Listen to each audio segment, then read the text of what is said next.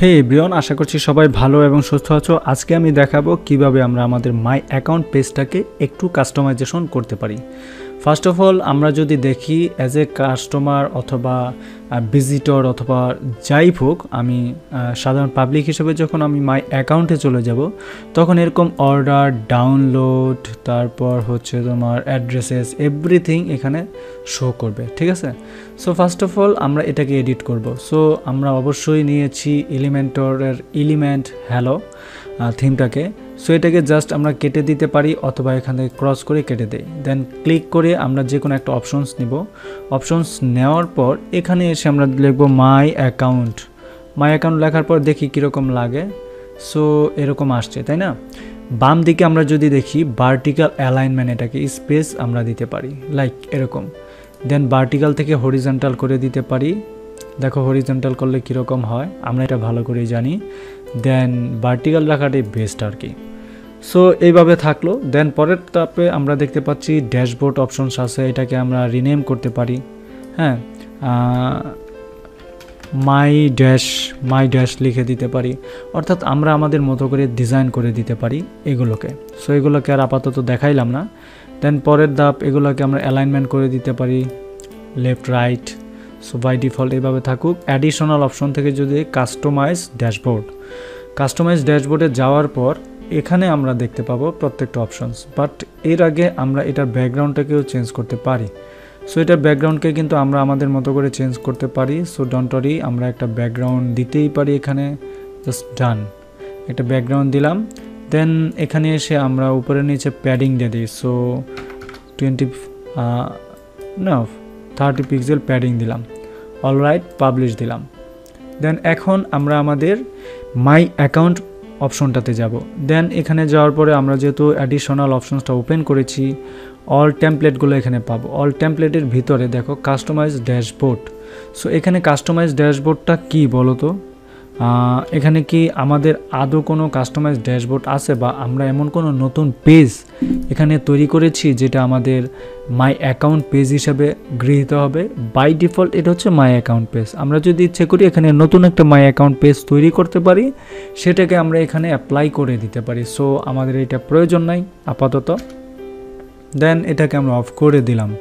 তারপরে দেখো এটাকে স্টাইলের দিকে যদি যাই, এটা স্টাইল করার পরে এই যে ট্যাবগুলোতে তুমি দেখো নর্মালি যে কালারটা, এটাকে যেভাবে আছে সেভাবে রাখতে পারো, বাট পুরো টাইপোগ্রাফিটা আমরা প্রাইমারি করে দেই। দেন অথবা আমরা এখান থেকে পপিন্স করে দেই। যদি যাই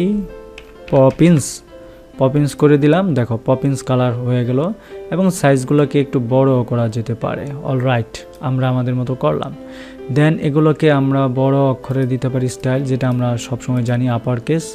দেন স্টাইলটাকে একটু ইটালিক হেলায় দিলাম। অলরাইট, ডান। ঠিক আছে, এতটুকু আমরা করে ফেললাম।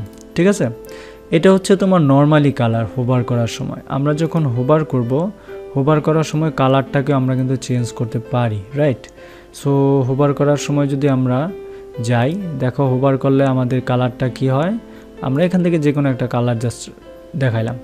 অলরাইট, হয়ে গেল কিন্তু। তো বর্ডারও করতে পারি আমরা। দেখো এরকম লাগতেছে আমাদের সামনে, এখানে স্পেস বাই স্পেসিফিক আলাদা আলাদা অপশনস আছে, সেটা করা যেতে পারে। বর্ডারটা যদি দেই 20, সো বর্ডারটা আমরা বুঝতে পেরেছি।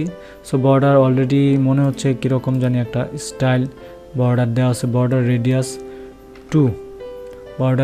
2 যদি আমরা দেই, দেখো, বাট অ্যাকচুয়ালি বোঝা যাচ্ছে না, অলরেডি কিন্তু বর্ডার দেওয়া আছে, সো এটা লাগবে না। ঠিক আছে, দেন হচ্ছে ট্যাবের পরে আমরা সেকশনগুলো যদি তাকাই, সেকশনগুলোর ব্যাকগ্রাউন্ড কালার, এই যে সেকশন, এক একটা সেকশন। সো দেখতেই পাচ্ছ এই যে সেকশনটা, এটার ব্যাকগ্রাউন্ড কালারটা আমরা অন্য একটা কালার দিতে পারি, এই কালারটা দিতে পারি, অথবা নীল কালার। রাইট, দিলাম। ওকে, ডান। দেন পিছনের কালারগুলোকে আমরা চেঞ্জ করতে পারি, এখানে একটা হোয়াইট কালার নিতে পারি। অলরাইট, এই যে দেখো, এটা হচ্ছে কিসের কালার বলো তো? এটা হচ্ছে প্যাডিংয়ের কালার। বাই ডিফল্ট এটা আমাদের দরকার নাই। ঠিক আছে, ওকে, ডান। তারপরে আমরা নিচে আসতে পারি টাইপোগ্রাফিতে যদি যাই, টাইপোগ্রাফির কালারটা আমরা দেখতে পারি এখানে। সুমার টাইপোগ্রাফির কালারটা আমরা হোয়াইট নিতে পারি। দেখো, হোয়াইট নিলাম। দেন হচ্ছে তোমার টাইপোগ্রাফিটা আমরা প্রাইমারি নিতে পারি। দেন জেনারেল টেক্সটটাকে আমরা হোয়াইট করে দিতে পারি, দেখো হোয়াইট চলে আসছে। দেন এটার টাইপোগ্রাফিটাকে চেঞ্জ করে দিতে পারি, লগ ইন মেসেজ, এই যে মেসেজগুলো এটাকেও আমরা কালারটাকে হোয়াইট করে দিতে পারি, লাইট হোয়াইট করে দিলাম। দেন হচ্ছে তোমার চেকবক্স, এটার কালার সবগুলোকে করে দিলাম। হচ্ছে রেডিও বাটনের কালার করে দিলাম। দেন হচ্ছে কিসের বলো তো, টাইপোগ্রাফি লিঙ্ক। সো যাই হোক এইভাবে আসছে। এডিট ফর্মের দিকে যদি যাই, এটা কিন্তু ফর্ম, রাইট? সো ফর্মের লেভেলের কালারগুলো যদি আমরা দেখি, এখানে চেঞ্জেবল।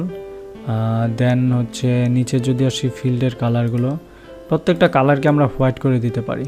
ওকে, সো বাটনের কালার, দেন এই যে কালারগুলো আমরা এভরিথিং এখানে অর্ডার সহ পেয়ে যাব।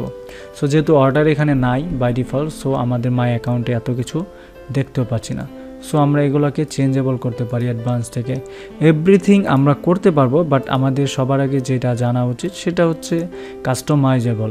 বাট এটা কিন্তু আমরা কাস্টম কোড করে বা এখানে নতুন কোনো অপশনস অ্যাড করতে পারতেছি না। এর কারণ হচ্ছে আমাদের কাস্টমাইজেশন জাস্ট এটাকে আমরা যদি আরও নতুন ফিচার, নিত্য নতুন অনেক কিছু অ্যাড করতে চাই, তাহলে আমাদের প্লাগইনসের দরকার হবে, অথবা আমাদের কাস্টমভাবে কোড করে নিতে হবে। এটা অবশ্যই মাথায় রাখতে হবে।